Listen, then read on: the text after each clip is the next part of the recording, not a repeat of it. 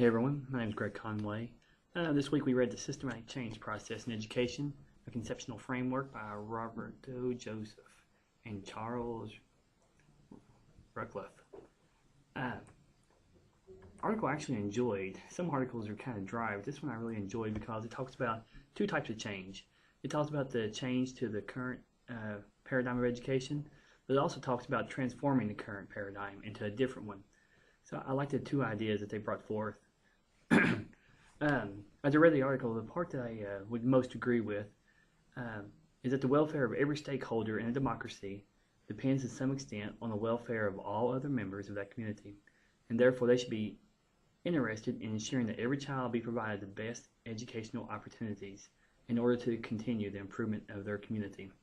I'm a firm believer that we are building, tomorrow's future, if you've heard that corny phrase. So I believe the more time that we invest in our children, the better investment we put forth in our children, the better that the world will become. I mean, if you want to put it down to the bare basics. The education of our children has a direct influence on the quality of our government, the level of crime, the amount of retirement support. So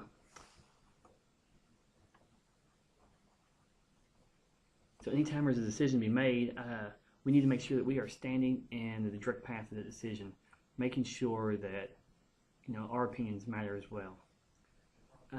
As I read through the article, next step was what I agreed with, the A in Manic, bringing stakeholders together who have diverse backgrounds. Sometimes I feel like so many decisions are being made that are made by people who don't necessarily see the results of their decisions. So we need to make sure that we have the stakeholders together and make sure no stakeholders are left out. Particularly the voices of those who are, the marginalized, the ones who seem to always never get heard. So stakeholders can be such a wide variety. They can be from the district, larger community, but the idea is that I've always seen is some will never volunteer. So we need to make sure that we go out there and we recruit in some manner or another. You'll enjoy this. At a school district I worked for not long ago, I was a minority representative, and as you can tell, I'm not a minority in any way. But I was elected to that position, and I took it to heart, and I did my best to make sure that the minority population was represented.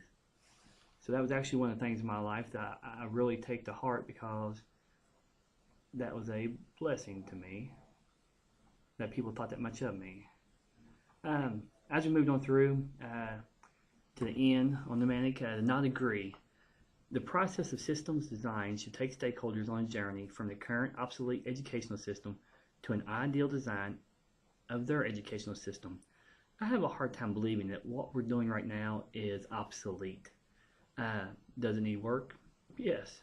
Can it be improved? Definitely. Is it completely obsolete? Don't believe so. So that was my not agree in this article. And then interesting. It's funny how you read an article and sometimes you'll have several interestings and you'll have no confusings. Or this time I had an interesting. It says the absence of a systems view can lead to unexpected consequences when educational stakeholders are not aware of the relationships that exist within the systems. It is likely that developing a system view will help people to evolve their mindsets about education.